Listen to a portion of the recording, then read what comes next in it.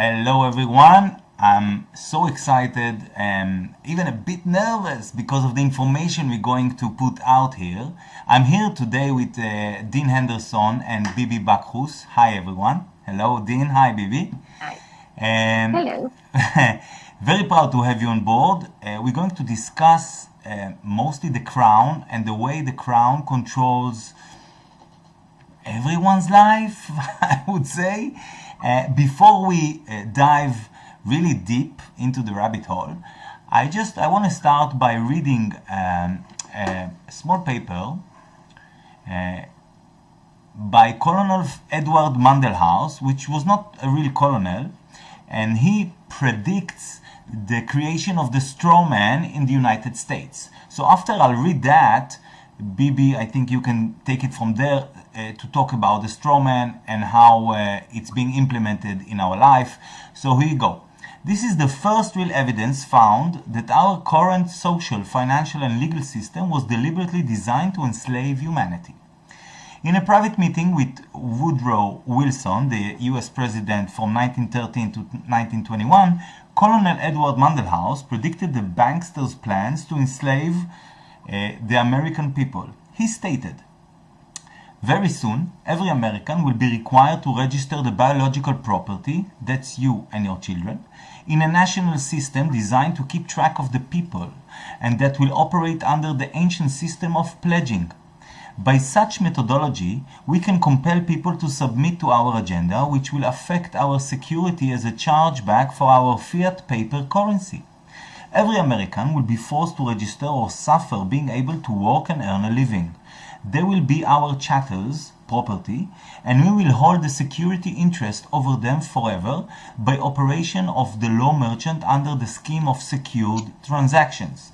Americans, by unknowingly or unwittingly delivering the bills of lading, birth certificate, to us, will be rendered bankrupt and insolvent, secured by their pledges.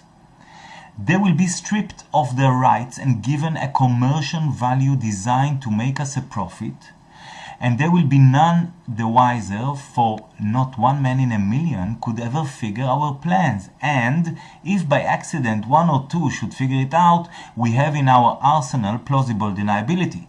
After all, this is the only logical way to fund government, by floating liens and debts to the registrants in the form of benefits and privileges. This will inevitably reap us huge profits beyond our wildest expectations and leave every American a contributor to this fraud, which we will call social insurance. Without realizing it, every American will unknowingly be our servant, however begrudgingly. The people will become helpless and without any hope for their redemption, and we will employ the high office, presidency, of our dummy corporation, USA, to foment this plot against America. Colonel Edward Mandelhaus." So, let's go back to the video and to you too.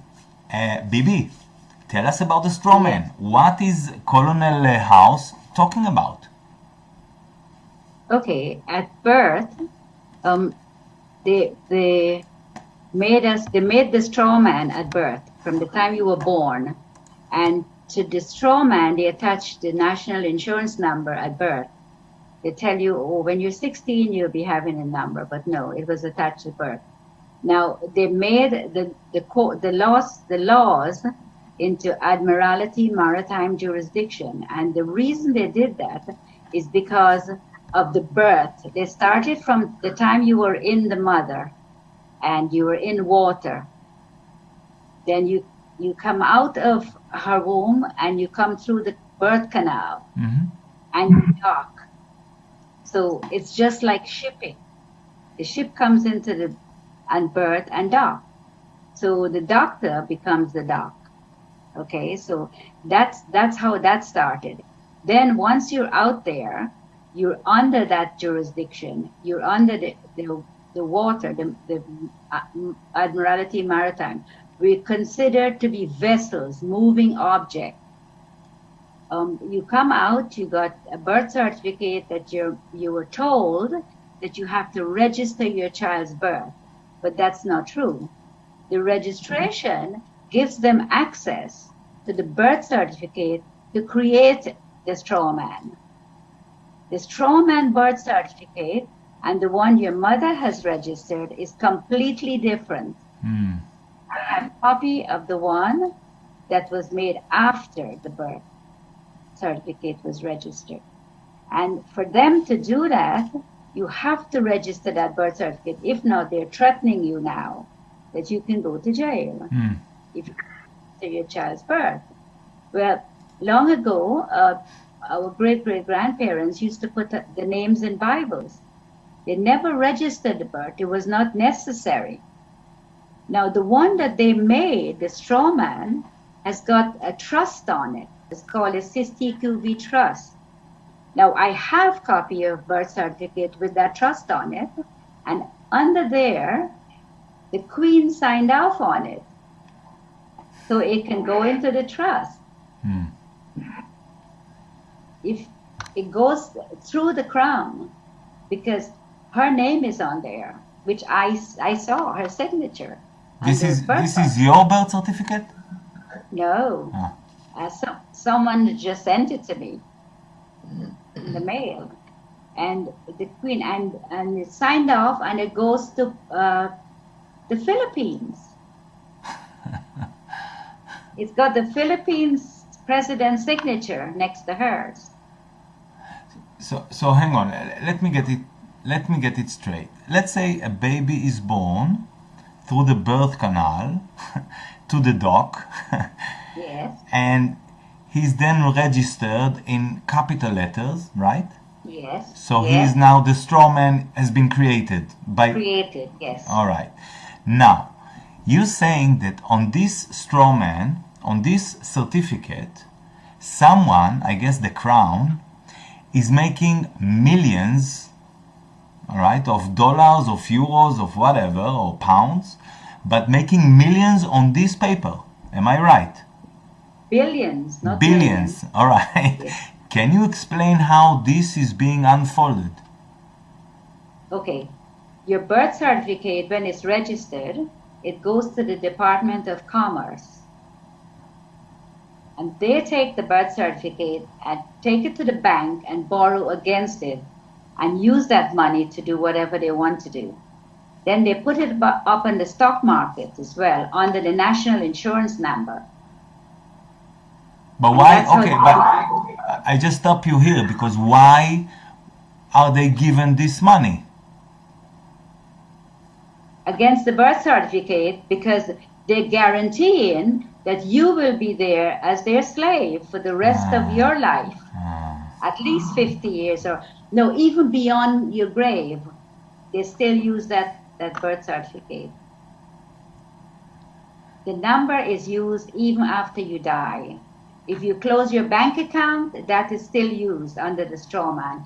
The straw man is our problem. If we can restore a straw man to us, get it back from them, take it from them, then we're fine. And we can start accessing our own money. And basically, can we do it? Yes. All right, just to know. You can access your own money. Okay, for instance, the money you spend all year, and I know your name is on the straw man at the bank, but the money you spend all year on your withdrawal column of your bank statement from January 1st to December 31st, you can claim every single dime back from the IRS. I have. And did you get it? Yes. Wow. Because they know, we don't know what the bank does. They use you, and they keep the money for 3 years, and then they report it to the IRS stating that it's abandoned funds, and they take it. The banks take it. And can it be done in any country, regardless of the language? Yes, of course. The IRS is worldwide.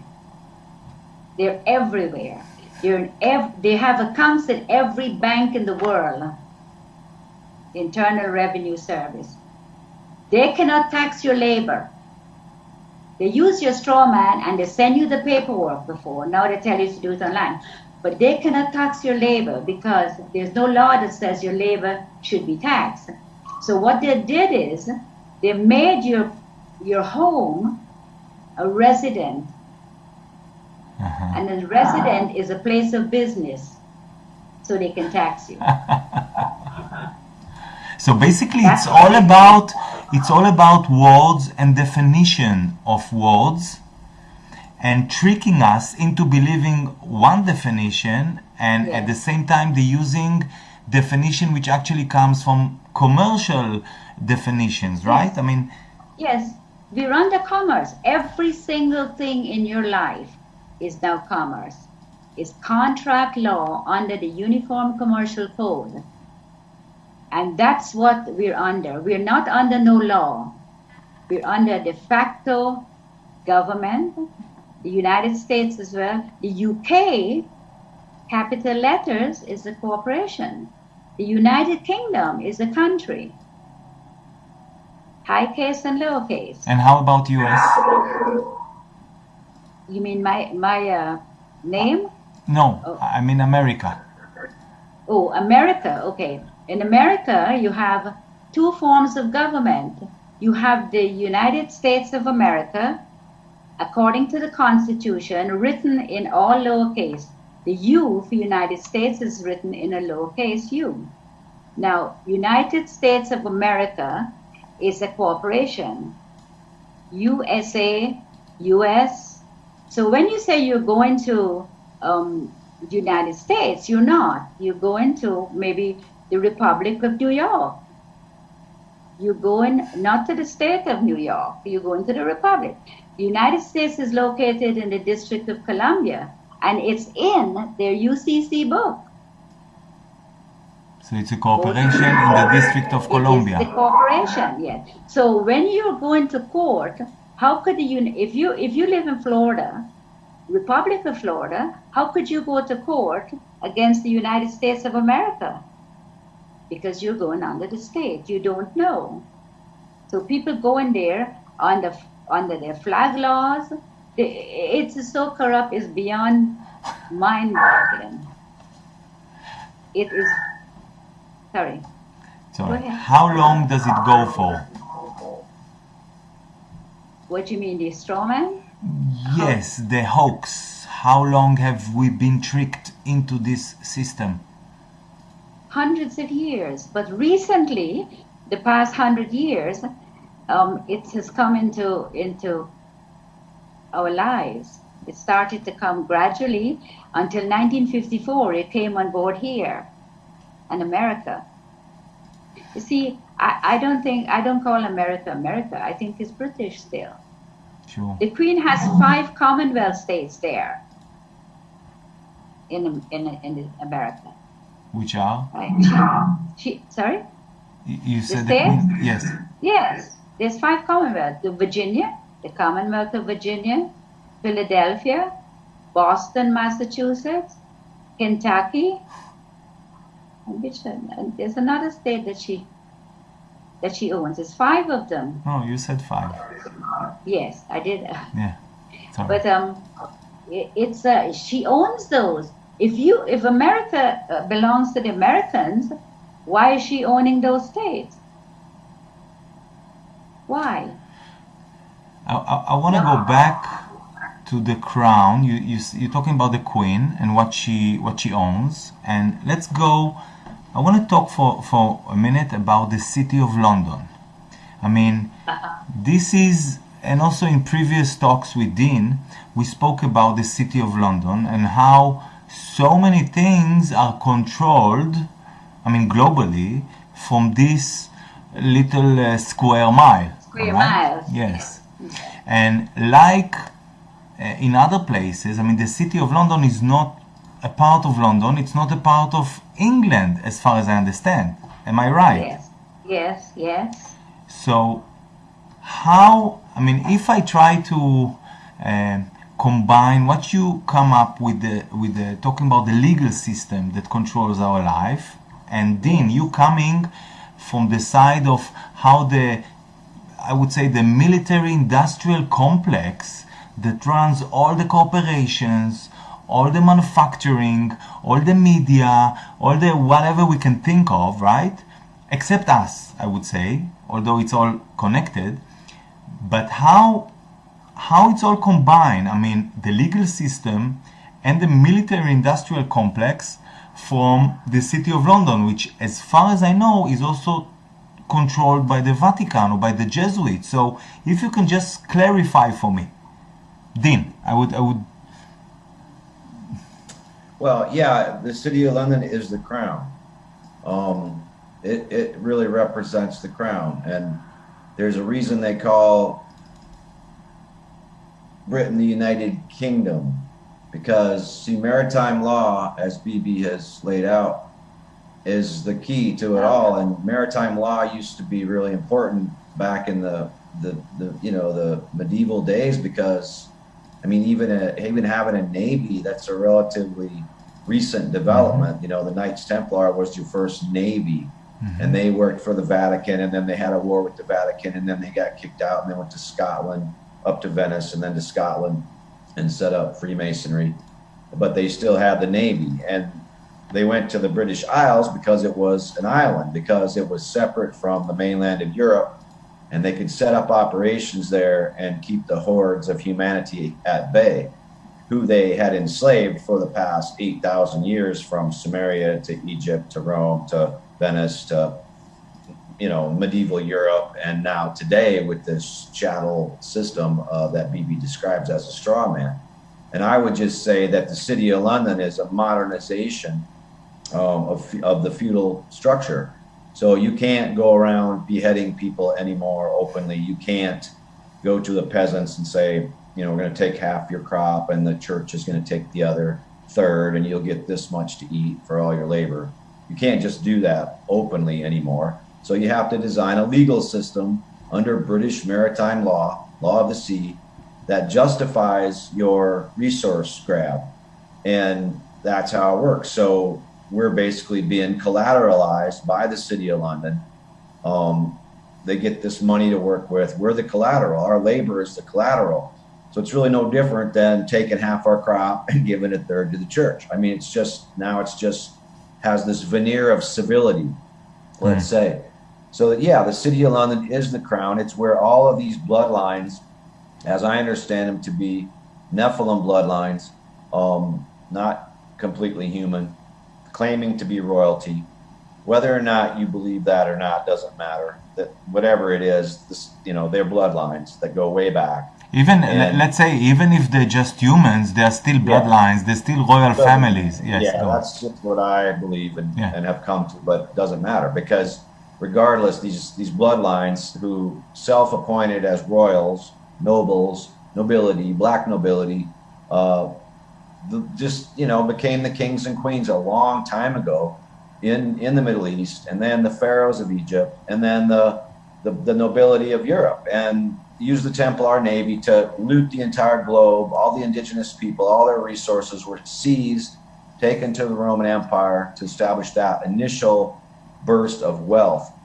And then that wealth has moved from Venice to the Hanseatic League, to the Dutch East India Company in Holland, and then to the British East India Company, which was the first corporation. Corporations are also an invention of the crown. You know, some people get to the point where they actually realize that corporations run everything. But that's very simplistic, because you have to understand that corporations, the idea of a corporation is just the crown hiding behind business dealings. In the same way that a birth certificate is the crown's way of usurping our individual sovereignty. See, they get to be sovereigns. They're sovereigns. They love to say and tell us how they're sovereigns, and they have their own coat of arms, and they don't really have a country. You notice these royals. They don't really have a country. They might live in Buckingham Palace in Britain, or they might live in the Habsburgs castles in Austria, or they might live in, you know, some castle, the Bourbons in Spain, or, you know, whatever. But they don't really have a country. They're sovereigns.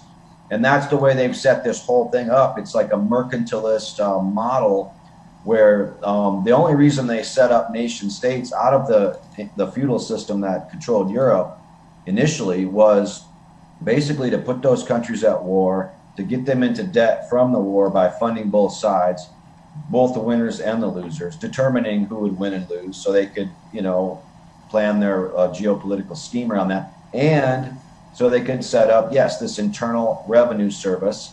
Now, if it's the United States getting the taxes from all hardworking Americans, why wouldn't they call it the United States something or other? The United States Revenue Service, the United States Treasury. No, it's an internal revenue service. Internal, what? Internal of what? What is this internal of?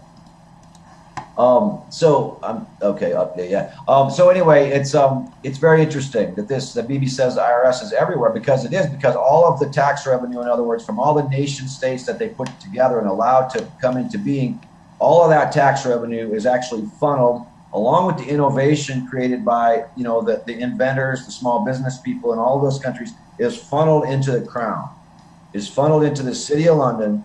And that's why you have this place where every single derivative is traded from, whether it's we're gonna you know, make odds on where the hurricane's going to hit. Is it going to hit Virginia? Is it going to hit Florida? We make money on that. We make money shorting that, so where it doesn't hit, those people make money. And it's all just this gambling thing. But they can also determine outcomes. They can also influence the weather, because all these outcomes depend on weather manipulation.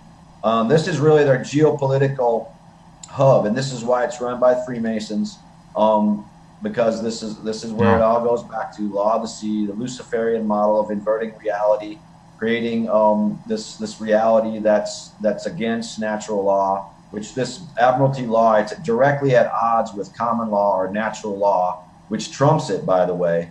And people have won court cases in America by knowing what BB knows and arguing that common law, biblical law, or natural law trumps commercial UCC code law or British Admiralty law, because we're human beings, actually, we're not commercial, and that has to be established. And, you know, so they've inverted that. And so all of this stuff is run from London. The banks vote, the biggest banks vote the most, you know, which is really not democracy, it's feudalism. I mean, if you look at the city of London, it's openly operated as a feudalist system. It's the only place on earth that's like that. Now, as far as Vatican control, I don't really believe that. I think the city of London is way above everything. Right. And I think they infiltrate the Vatican through their Knights of Malta. There's also the Committee of 300, the Council of 33, that answer to the bloodlines directly. These are bloodlines. There's a priority of Zion. Zionism is not about Jews. Zionism is about the grafting of the human bloodline with the Nephilim bloodline. It's a movement to come out in the open eventually and show the world that, you know, how proud they are that they grafted onto the human blood and controlled it. It's like the whole history of humanity for 8,000 years. We've been herded like cattle, and we're herded into nation-state pens for a while with presidents and governors and municipal mayors. They were the sheepdogs that kept us in line and did the bidding of the crown. And now we're being feuded into a one world system where they no longer need the revenue, I think, from the wars. They've got enough. They've got, I mean, how much money do you need to pilfer from all this fakery? So trillions of dollars. They don't really need the revenue from warfare. So now it's more just a ritual sacrifice situation for them to keep the bad energy flowing. So now they're just going to go one world government, Jerusalem as its capital, City of London as the economic base, Bank of International Settlements as the repository, as being the central bank for all central bankers, including the Federal Reserve, which the quote you read from Colonel Edward Mandelhouse, one of the architects of the Federal Reserve, working with the Rothschilds and the Warburgs, and Woodrow Wilson being their pawn in that scheme.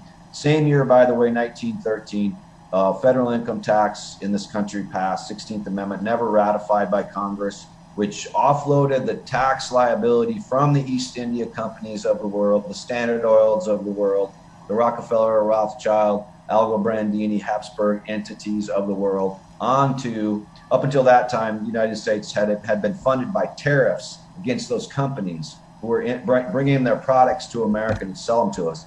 So then at that point, you take that tariff and all the tariffs went away, and the income tax comes in. The middle class begins to be taxed, and that's the beginning of the collateralization of the individual. Then in 1933, FDR declares bankruptcy and calls in the gold, creates the Social Security system, which BB talks about as the national insurance system. You get your Social Security number, is assigned from birth. People don't realize, you know, it's not some free gift that FDR, the great liberal, gave us. I mean, he was a 33rd degree Mason. He was an elitist. He had to make an appearance of giving things away because there was a revolution going on in this country with the Wobblies and Eugene Debs and the socialists at that time being very, very strong and threatening the ruling class in a way that they've never been threatened since, and probably never will be threatened again like that because of the concentration. So FDR calls in the gold, creates the Social Security system. People pay into that. It's not some gift that you get from the government. It's just you're paying into it, and the money that they're making on the interest on what you're paying in is a lot of how they make the money off of your birth certificate, which Vivi's talking about. So that scam furthered the control of the bankers, furthered the enrichment of the crown. Then come in the, you know, we get Reagan in the 80s. He goes privatization crazy with Thatcher.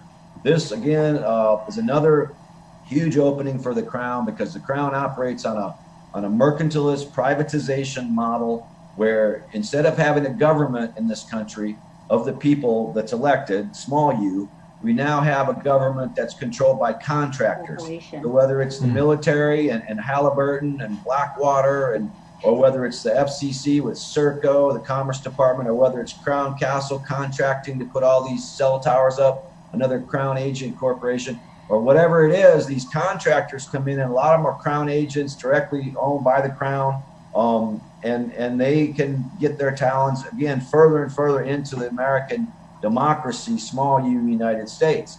Not to mention what Vivi talks about, the Commonwealth of Virginia with DC being they're already controlled by these people. So the privatization continues. Then Tony Blair and Bill Clinton come along. They destroy any semblance of revolutionary left potential by taking the Democrat and the Labor Party, making it triangulation Democrat, right wing, making it new Labor, pushing it to the right. Tony Blair deregulates the city of London even more, lets them operate more independently. The offshore banking network flourishes because now corporations in America are allowed to take their money out of the United States in US dollars, and it doesn't have to be for import or export of product. It can now just be an offshore bank account where they're hiding their money. That explodes into trillions of dollars in offshore assets, all controlled by the City of London Corporation, the 1 square mile, Bahamas, Cayman Islands, Bermuda, Panama, Jersey, Isle of Man, all of that controlled by the City of London, all the derivatives traded there, which is what's put the banking system on the precipice of a total collapse, is the derivatives. And yeah, they have Bank of England controls these numbered accounts and these offshore havens through corporations which are owned by the Crown. And you cannot find out ownership of these things anymore because everything's been deregulated. The federal communications, well, everything on down has been deregulated to where they have this Edgar system now. Used to be you could go to the FCC and find out who owned who and who the shareholders were, but I'll tell you who they are. State Street, First Boston, BlackRock, Blackstone, FMR Corporation, which is Fidelity, and Vanguard. And those 5 corporations, if you look at who owns every single Fortune 500 company, that's who owns them. Not Chase Manhattan, not Deutsche Bank, not Citigroup. These are just banks. These entities that I'm talking about are the Crown holdings. And if you dig deep enough, you'll find out that the Crown literally controls every corporation in the world. I mean, we are just scratching the surface. Yeah. We are just scratching the surface here. Yeah. So, yeah.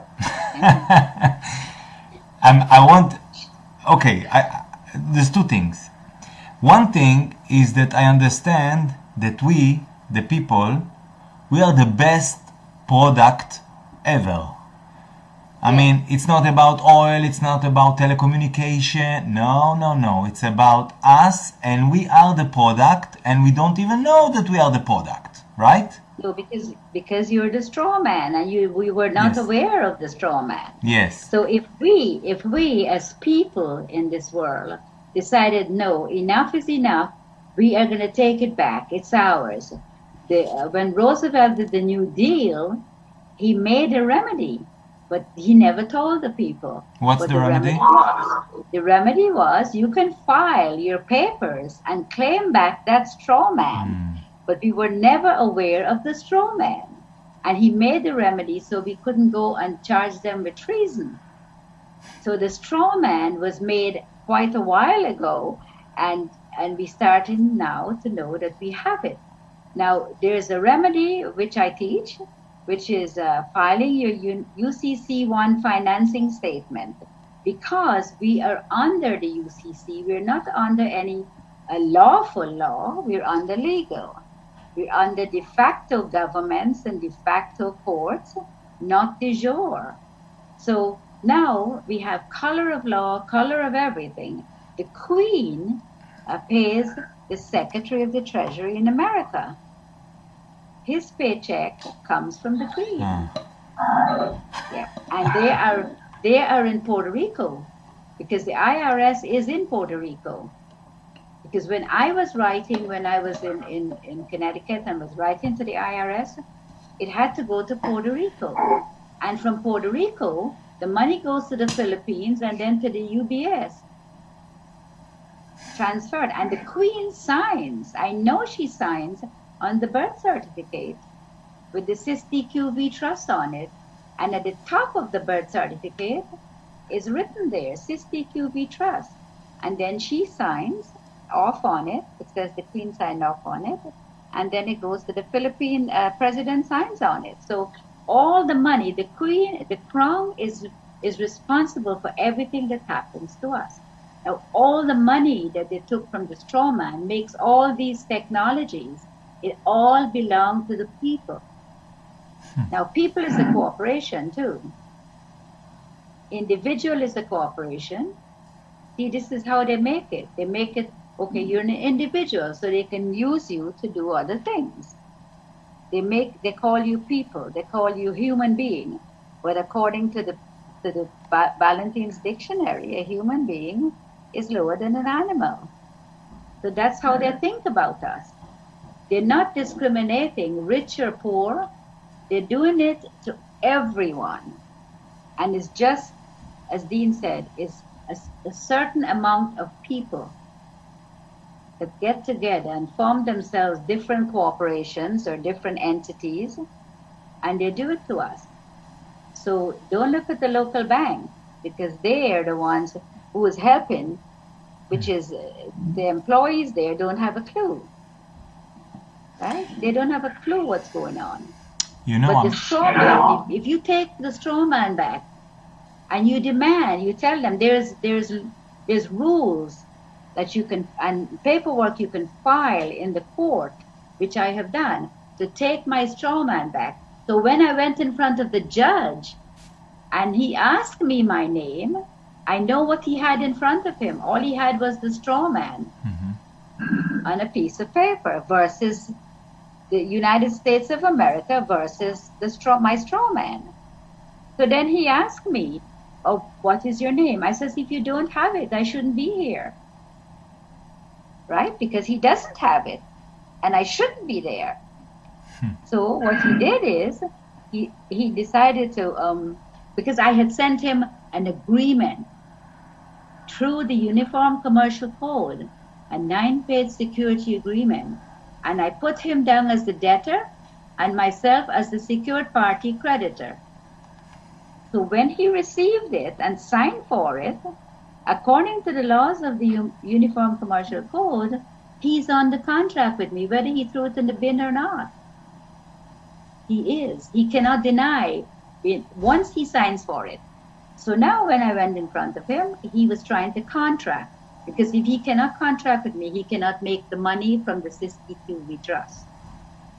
So I told him, if you don't have my name, I should not be here.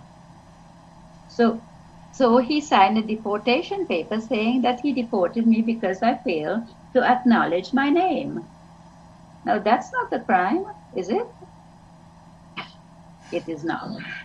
So the straw man is our problem. If we can control the straw man, if few million people started this to control the straw man, it is mine, it's not yours. You can copyright it. You can do a whole harmless indemnity agreement against it. You can do a rescinding of your signatures. All these forms I have prepared, and I'm handing it out to my students. Don't go into the court, because you're not going to win. You're not going to win. In America, they have a flag, well, everywhere, here too. But they disregard the flag because there's no government. In America, you walk into a courtroom, each and every courtroom in America has a military flag. They're trying you under the military. And they're not telling you. When you raise your hand and you take an oath to the legion of the flag, you're committing fraud. Because that is not the Constitution flag. It is a military flag, you see. And all these things, as Dean says, they all come together and they want to rule, but we have to do something about it. The people. Bibi, how much time it takes to reclaim your strawman back? It doesn't take long. You send the paperwork out to the Secretary of State in America or to Washington, D.C. They file it and they send you back the number. And then? It takes a couple of weeks. And after then that? you copyright your name and you let them know, because according to the Uniform Commercial Code, you let them know that they cannot use it for financial gain. Because it's copyrighted. Because it's copyrighted. It's now yours, and you file the UCC-1 financing statement. And on that statement, it's all of your assets, land, and personal property. The straw man is the debtor, and you at the bottom is the secured party creditor. Clever. So you are the creditor, and you use your copyright sign on your against your name. And there's a way of signing that does not make you liable on the paper, which is anything you write, letters or anything to the court or anybody, you write by order of, and you put your name in capital letters with your sign, and then you put by, and then you put your name in high case and low case, authorized representative. So you're using their own fake identity to give yourself permission to reclaim back your false or fake identity. Yes. Right. Clever. I must say it's clever. And that is their remedy. Yes. It's good to know there's a way out of it. I mean, there is a way out of it. Yes. All right. There's one question. I mean, we'll get back to it in a second. But there's one question I wanted to ask. You talking about the crown as being the British crown, and Dean is talking about the crown as being a collection of royal families from around the world. So I wanted to know, for you, Bibi, is the crown also like a lot of royal families or just the British crown? No, lots of royal families. They put them in places where they can control those countries. So they're all in this together? Yes, of course. They're blood families. So, okay. Spain, Italy, all these countries. I give you an example. In Hebrew, all right, in Israel, for example, we don't have capital letters. How do I apply your system, or never mind that, who is the straw man? I mean, in English, it's very easy to get it because you have the capital letters, this is the straw man, and your high case and low case letter, this is the real you. But in Hebrew, what can I do? Or even maybe in Arabic, or maybe in other languages or other countries, what can people do? Because there's like a missing link here for me, you know? Okay, well, do you have a national insurance number in your country? Yes. Okay, well then, you're under the straw man. Right. You're under the straw man and you don't know it. Well, now I do. Now I know it. You're not using it, but that number is under the straw man. They cannot just put the number on the stock market, or they cannot just go to the bank and borrow against the number. They have to have a name, and you have it. It's everywhere. So my name plus the number, even if I don't have a capital letter name, but my name plus the number is the straw man?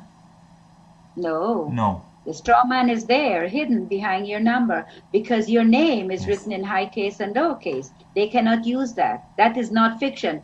You see, they're corporations, and corporations have to interact with corporation. They cannot interact with real people. Yes. Isn't that so? Yes, Okay. So they have to make you into a corporation without you knowing.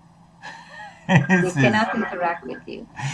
Right. You know, I'm listening to you and I'm listening to Dean, and I know Dean for some time now. And I'm thinking, you know, coming from Israel, speaking Hebrew, I was born as Jewish, so I was told. and I'm thinking, is it possible that it's true that all these royal families do come from some alien bloodline, and they use all this system to trick us human into properly and almost voluntarily being their slaves? Not almost. We are their slaves. Now, I believe in the alien ancestry because I feel that they came here and we were here and they made us do all the hard work to mine their gold. Yeah. Oh, by the way, we have a lot of gold belong to us too. Yeah. You're worth your weight in gold when you're born. Yeah, I heard you saying this on another interview, and I was like, wow. And I told my wife is here, she's sitting next to me and listening to you, you know. And I told my wife about, you know, if I was weighing like 3 kg or pound or whatever, yeah. So that's my weight in gold. I have it somewhere in a, right? Like equivalent to a bond. Whatever you weigh.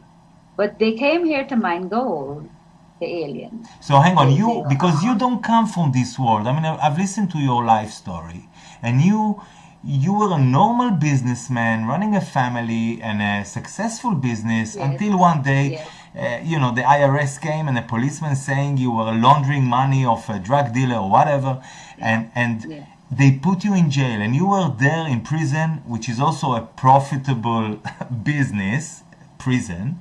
Oh, yes, big time. Yeah, so we'll get to it in a minute. But they put you there, and you were a simple, normal woman running her life and business, and suddenly you found yourself in prison, and then you didn't know about, I guess, yes, I don't know, I'm asking, aliens coming to take gold and slaves working for them. Did you know something about? No. So you came to all this understanding and revelations through your research regarding the legal system. Am I right? Yes. I wanted to know how they did it, how they put me in prison for doing nothing. And it was just one IRS agent. It was not like the feds or that sort. Yeah. It was just him. And I couldn't understand, because when I went to court, I had 10 years of bank statements, and every dime was accounted for. Yeah. And the person who I sold the property to, he got the $80,000 loan from the bank, and the bank testified, and he brought $5,000 of his own money. So what did I launder? Then I find out, after they found me guilty, I thought to myself, well, something is wrong here. Something is not right. But at that time, I was terrified of court, because I was 54 years old, and I've never been to court. I've never been into a police station before. Not even have a speeding ticket. I was being a good borrower and paying my taxes and all this, and I didn't do anything wrong. And I spent that time studying every single day. Every day. My husband is an angel, and my kids, they did all my work for me. Any research I want, my son would do it, and they typed all my papers up. So that 9-page security agreement I sent to the judge, oh, but I must tell you this if we have time, that was typed up by my family and sent it mailed to the judge for me, registered mail. Now, there's another judge that I sent one to, I gave one to, and I didn't give it. They wanted to take my DNA when I was leaving, and I refused to give it. And they said they will take it by force. So I got my husband to mail her from the medical department a 9-page security agreement.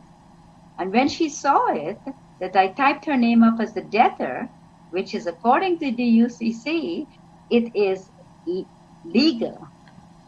And she took it to the warden, and the warden called a judge in to give me another charge of fraudulently signing her name. So when the judge saw the 9-page security agreement, he asked me, "What's this?" he says. I says, "It's exactly what it says. Do you understand English?" He says, "Don't be arrogant." I says, "No, I'm not. But if it was 7 years ago, I would have been shaken. But now I knew what they were doing."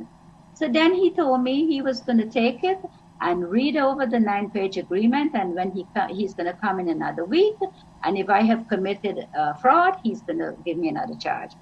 So I says, "Okay, I'll see you then."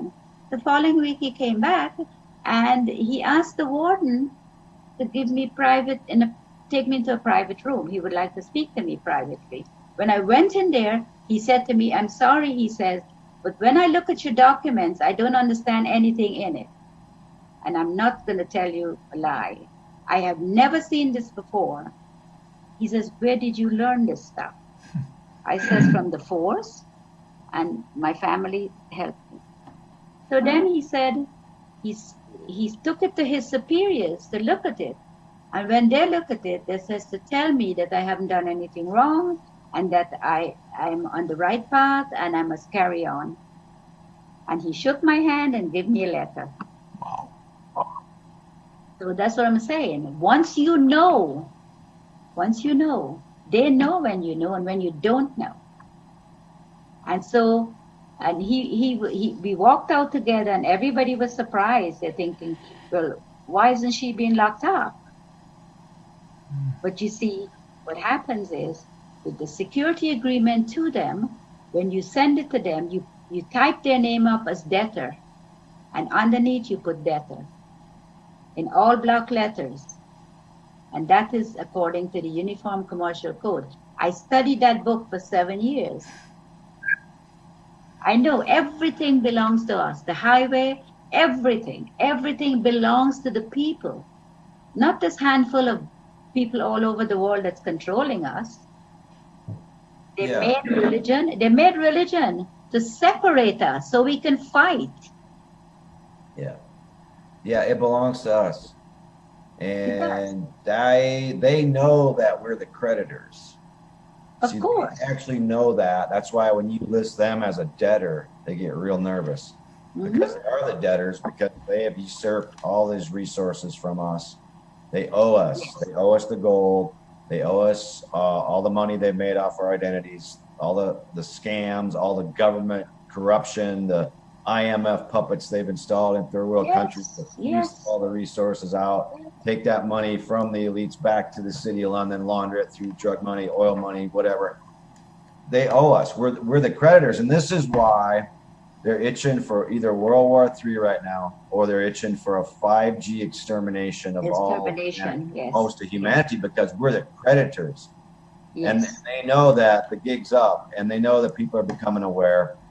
And they even talk about this in the document Silent Weapons for Quiet Wars, which they wrote, which Bill Cooper found originally and was later killed because he knew about 9/11.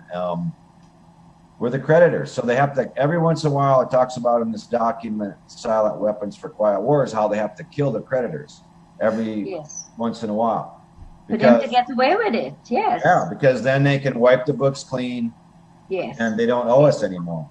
That's right. This is another reason why you see world wars and why you see mass genocide and why you see vaccination, fluoride, glyphosate, 5G extermination. Everything, This is why you see this, because they're killing the creditors, and they know this. So I mean, there's a lot of ways you can get around the IRS. One way in America, look, I've paid taxes 1 year of my life, and I was dumb and stupid teenager in 1984. Other than that, I'm a conscientious objector. I don't pay the war machine. Me and my wife, we make less than $20,000. If you make less than $20,000 federally in the U.S., you're exempt from income tax. The state I live in, if I'm exempt federally, I'm exempt from state. So I haven't paid any of this. I don't pay lizards. I don't pay lizards, bribe money, extortion money. I don't buy insurance for my house. I don't buy health insurance. I don't pay for protection rackets. This is all Crown stuff too. It's all just like a threat over you. Oh, you might get sick. Oh, your house might burn down. What if we set a fire to it? No, I don't pay for any of the dark side to threaten me like that. But you know, this all explains, like, they got to be not human. They got to be not. They're not right in the head. Okay, so there's just something about them that, like you know, today I'm hearing things about how they're putting nuclear waste into fracking wells in the UK. They're putting sewage into you know, the San Andreas Fault in California right now, and they're gonna use it for geothermal heat to get us off the grid. So they take all these people's power away in California. This is the beginning. They're going to try to take all of us off the grid, and then they're going to try to do some RF frequency crap from the sun with the Rothschild's control, and switch us over to this massive, another massive kill program. That's why the satellites, it's not just for 5G. They're trying to retool the whole power grid to put that beyond our reach. It just, like, everything they do is like a satanic death cult where they just want to destroy the whole earth, not just humans, but the animals, the plants, the earth itself. I mean, putting nuclear waste into the core of the earth, you know, so they must have some idea that they can escape somewhere else when this all goes down or something. But these people just aren't right. So the best thing people can do in every way, the way that BB's talking about is excellent way, where you challenge the legality, but just in every way of your life, you just have to not comply with these people. No, do not comply. Do not participate in their scams. That includes shopping. That includes all their scams, because if you're ever, you know, we are slaves, okay? We're born slaves. And the mission of everyone has to be to get free. And the only way you're going to get free, first of all, you wake up to the controllers and who they are, that it's a crown bloodline scenario. You look at Genghis Khan's bloodline, for example. It goes all the way down through the Shahs that controlled Iran, all the way down through the British Raj that controlled India, all the way down through the kings of Cambodia, the kings of Thailand. All of these things are connected. All of these, the Khan families is part of that. You know, the present day Aga Khan Foundation, which funds all the Islamists, which do all the terrorism in the world. They're not Islamic. They're just fake. They're just British crown terrorists. Yeah. What they do wearing burqas, wearing the Hajj to try to make you hate Muslims.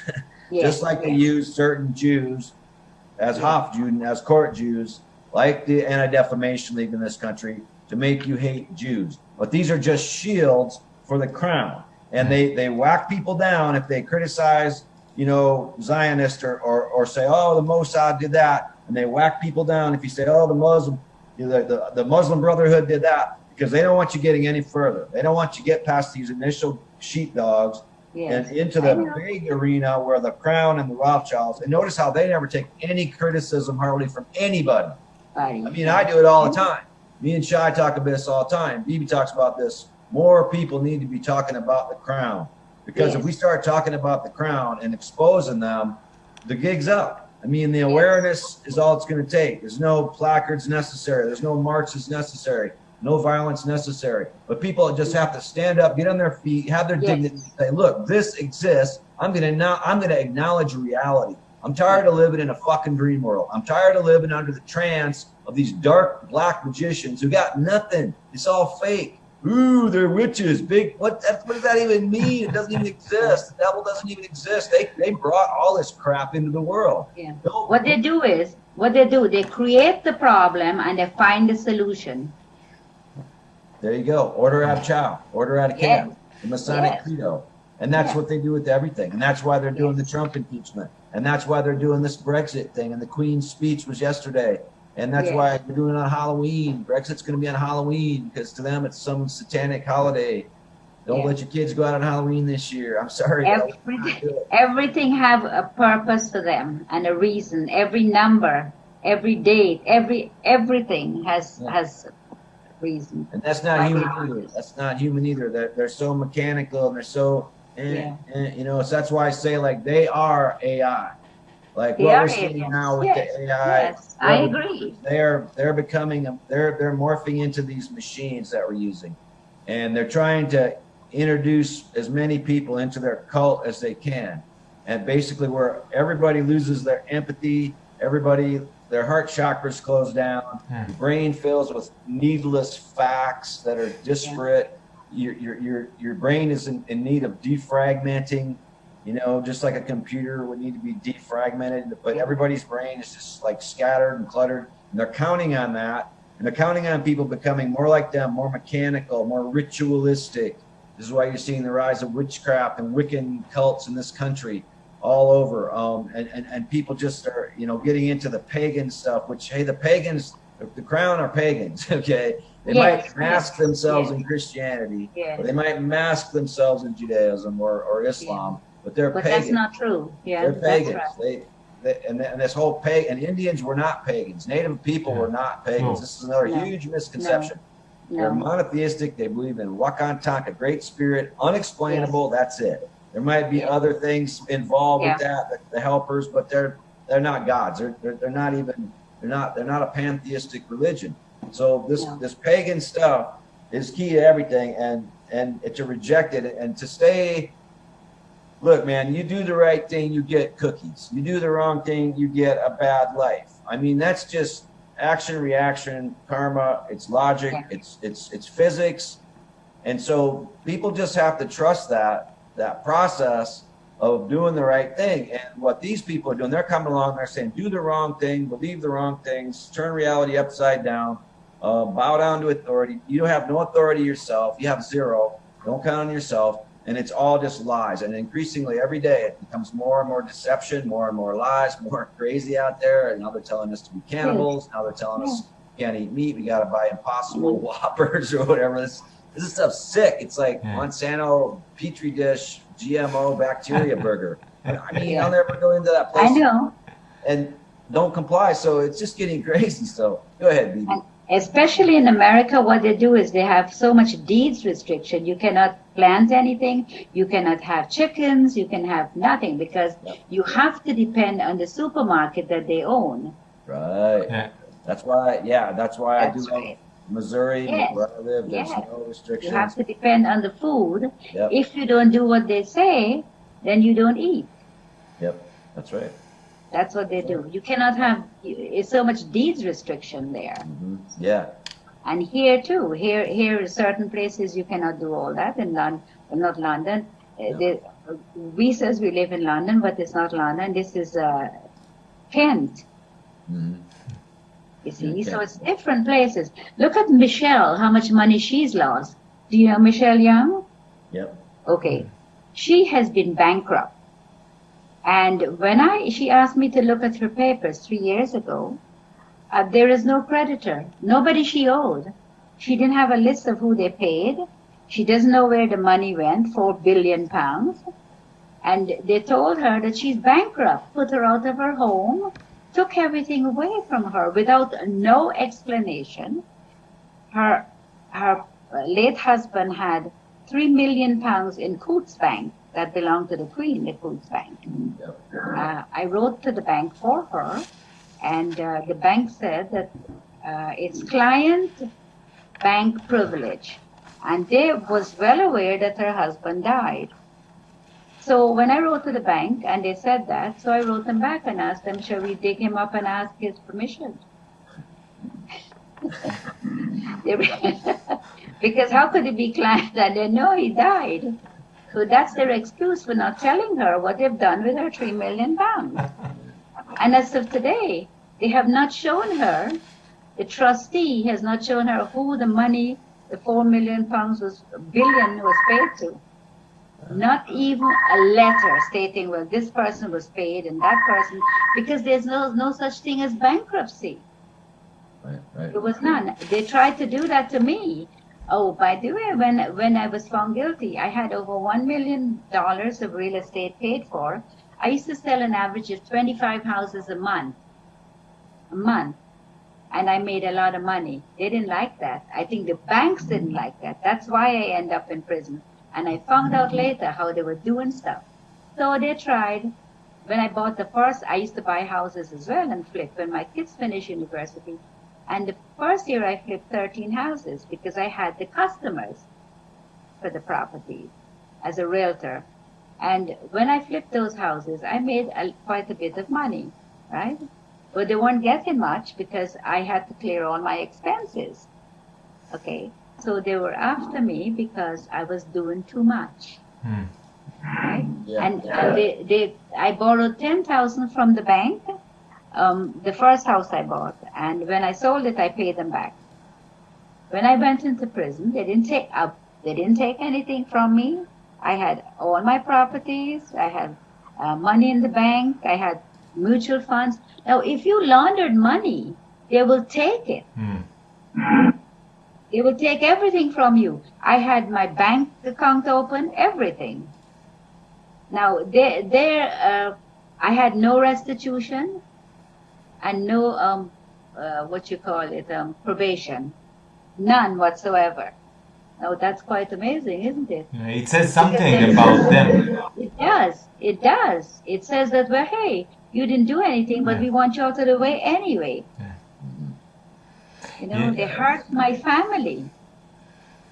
I have 2 lovely kids and a very loving husband, and they hurt my family and myself. And I'm not going to let them. I filed a lawsuit against the United States in The Hague, the corporation. Yeah. Good. Yes, and they wrote me back, the prosecutor, and he told me that it has to be under the Rome Statute for me to file it there. So I wrote him back and asked him, what has Rome got to do with this? Anyway, I asked him what the Rome Statute was, and I came under all 3. Because this says crimes against humanity, human trafficking, and crimes under the military.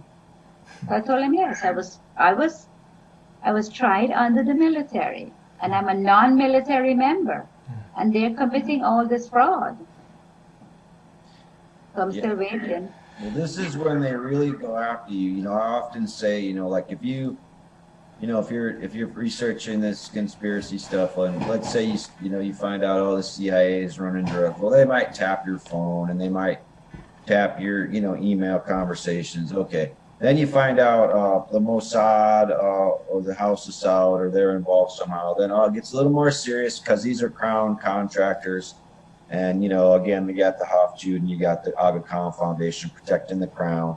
And they'll get more serious. So people that criticize, Zionism or policy or whatever, they'll you're an anti-Semite, and then they'll maybe, they'll sanction your accounts on the internet. They'll knock you off of Facebook. They'll censor your Twitter.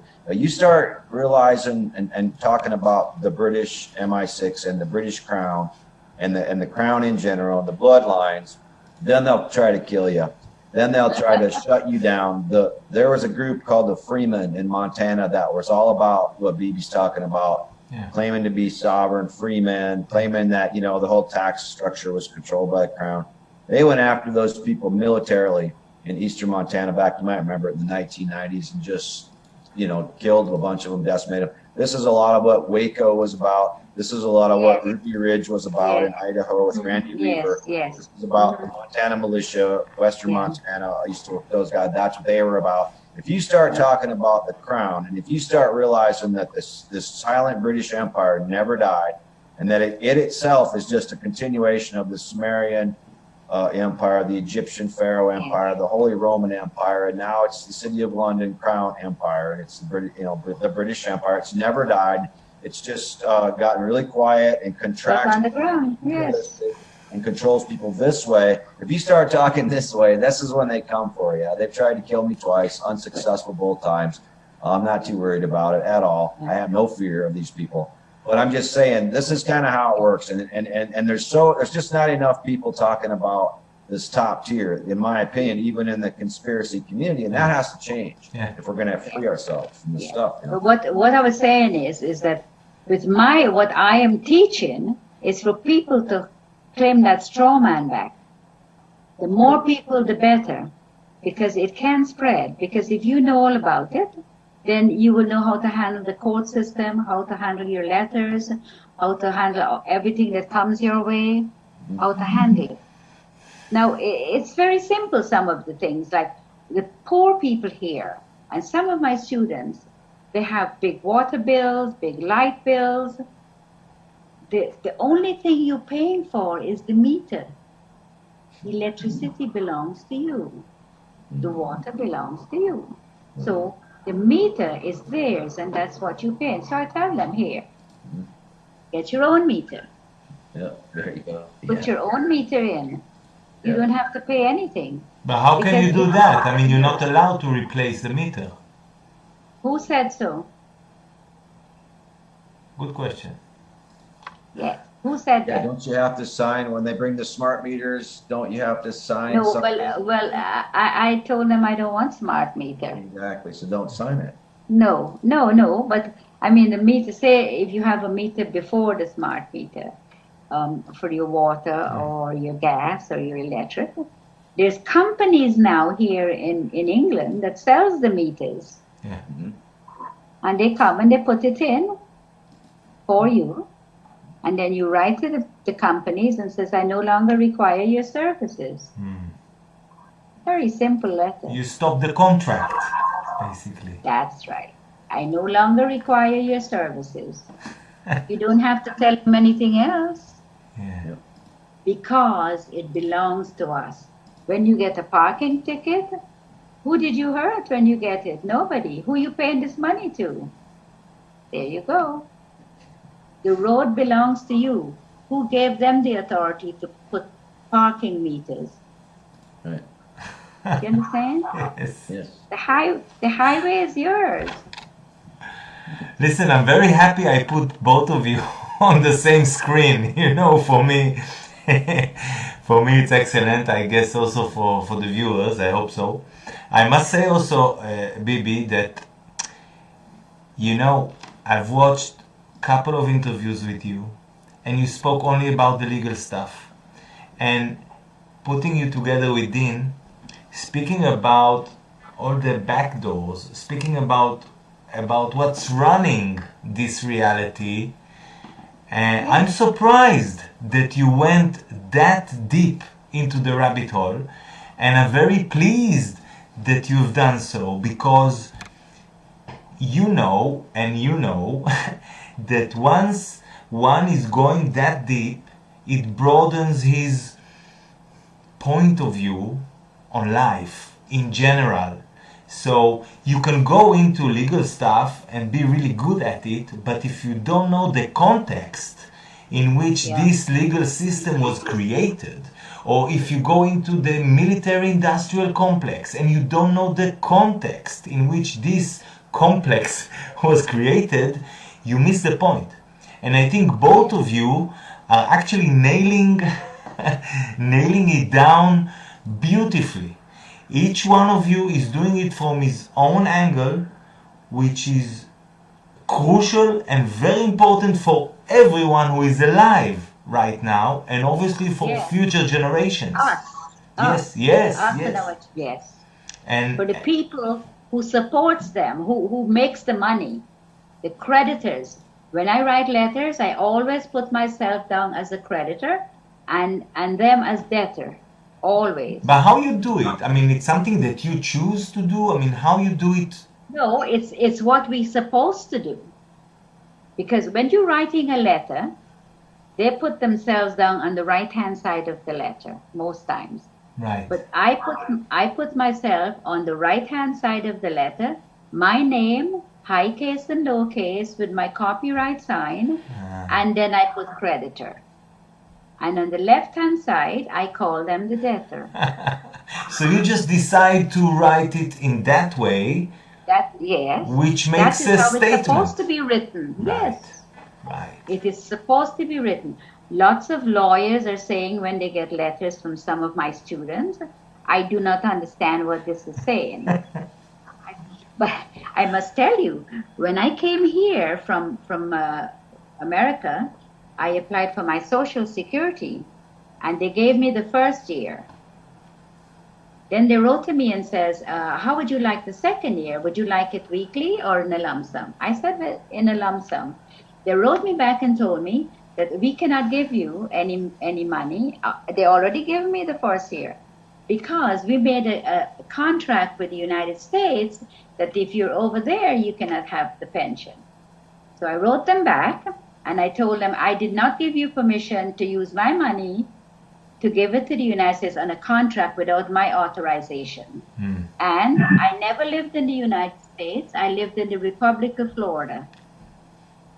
So it was like a 2-page letter. I sent it back to them, and I says, I demand that you send me the money that is mine.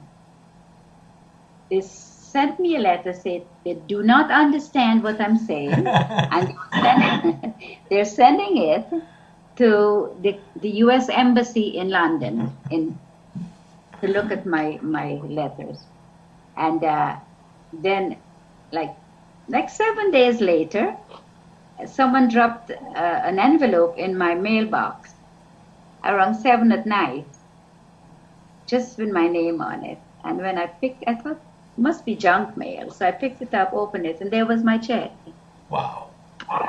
I didn't hear back from them at all. Wow. Just under the radar, not on an official paper, nothing. No, nothing. Just a check in the envelope. Yep. From my pension. Cheeky. So they took it. Yeah, they took it to the U.S. Embassy, and they must have said, just give her money and get rid of her. Listen, let's take it one step further. I want you to tell people, Bibi, about how whatever they buy, whether it's a house with a mortgage, or whether they take a loan to buy a yacht or a car or whatever, it's really not theirs. No, of course. Over here, and I think in America too, it says you're a registered keeper. You're not the owner. I wrote to the Department of Motor Vehicle, the DVLA, and I asked them, who's the owner of my car? They said they couldn't tell me at this time. So hang on, a question. If someone just, this is especially for, look, in Israel, there's roughly 8 million people. I don't know how many adults who took mortgages, but I do know that people nowadays, they need to pay about 30 years of their life each month, each month to pay a mortgage to the bank, and then they know that the house is theirs. Is it really theirs after finishing paying the mortgage? No, it's not. You're just a mere user because you have to pay taxes every year on the property. You do not own the land. You only own the brick that's sitting on it. The land is owned by the Crown Corporation. So what you do is, to own the land, you have to get an allodial title. I teach that to my class. And it has a formula how to get your title. And you registered it, and you put it in the courthouse, and you put it in the newspapers, and the land is yours. And it costs you money, the land, or you just... No, it doesn't cost you anything to do it. No, it's just the formula how to do it. And then you own the house and the land. And the land, yes. It's called allodial title. I know the Jews do it. No, I don't know about it. I've seen on your video that you speak about it, but hang on. So if someone just got a house and finished paying his mortgage, and in his mortgage he paid for the house, that's what he thought, right? He paid for the house and the land. Actually, he paid only for the house because he cannot own the land, right? No. But I had this, one of my students, the council here has been telling them they have to pay the taxes because they don't own the land. They don't own the land. She owns the house, but she don't own the land. So I wrote and told them to come and take their land and leave her house.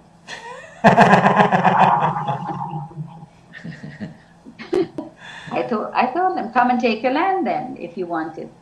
Are you a lawyer now, Bibi? No, I don't want to be a lawyer. They tell lies. Yes. British Accredited Regency, the Bar Association. Yes, that's right. I have, my book will be coming out soon, and I'll be sending you guys a copy each. Excellent. Listen, guys, do you have something for closure? I mean, we can go on like this forever, more or less, but maybe we should do another talk in the future. But I just want a few words from you, like to wrap it up, you know? Yeah. Interdisciplinary education.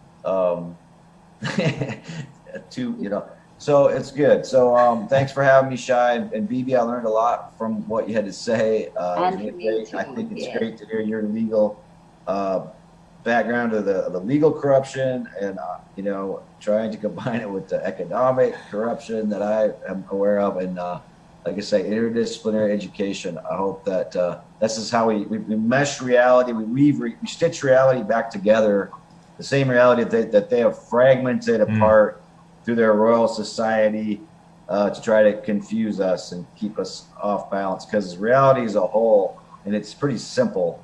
And, you know, so again, thanks for having me. And yeah, let's do it again sometime soon, Shaq. Yeah. Okay, Dean. Thank you. Nice meeting you. Okay. And you too. Yes, thank you. And Dean, it's always a pleasure to have you on board, obviously. And Bibi, that's the first one, and I hope it's not the last one. And I want to thank you both, because, as I said before, you both of you are spot on, and no wonder why this happens, this conversation. And I want to take this opportunity. First of all, please send me links to your website or to your book or to your presentation or what you have, Bibi. I mean, I have Dean's, but if you can send me links so I can put them on the YouTube. And also, I want to take this opportunity just to tell the audience that on one side, we live in a mad, really bizarre time. And at the same time, there's many opportunities now to grow. There's many opportunities now to break free from the real prison, you know, the consciousness and the law and all these systems they build for us to think that we are free, and we are actually just enslaving ourselves and our children. So I just want to take this opportunity to ask the audience to jump in the water. Don't think too much. Do. Listen, there's like experts, and Bibi and Dean are not the only ones speaking about these subjects and the pyramid of control or whatever you name it, the New World Order, it doesn't matter now how we call it. But obviously, you are not the only ones to do that. And I'm asking the millions and billions of people around the world, it's time to do, not to speak, not to learn about, although it's necessary, obviously it's necessary. It's time to wake up. Yes, it's time to wake up and do. And follow other footsteps of people like you know, who show the path, who has done the research, whether voluntarily or whether, like happened to you, Bibi, you didn't plan it, but see where you are now. I mean, you are in a full wakeful state, and I think it's beautiful to see and to learn from you. So I think people should just follow what you're saying, follow what you have to give, as well as obviously Dean's books, which he explores a lot of the stuff that is been going on in this world for many, many years. And I just want to encourage people and to empower people to do for their own good. And dump all these mobile technologies, because it ruins our life, really. It messes your brain up. Really. It does. It's one of the worst things. One of the worst things to have. Yes, I think so. And I think people are waking up. I'm going to leave you guys with this. I think people are waking up. I think the earth is spinning faster, and we are waking up. Okay. Amen to that. The energy is coming to us, and we will wake up and we will win. Amen to that. Thank you very much. God bless. The real God. Good night. Guys, take care. Cheers. Bye-bye. Good night. Bye. Take care. Bye. Shalom. Shalom.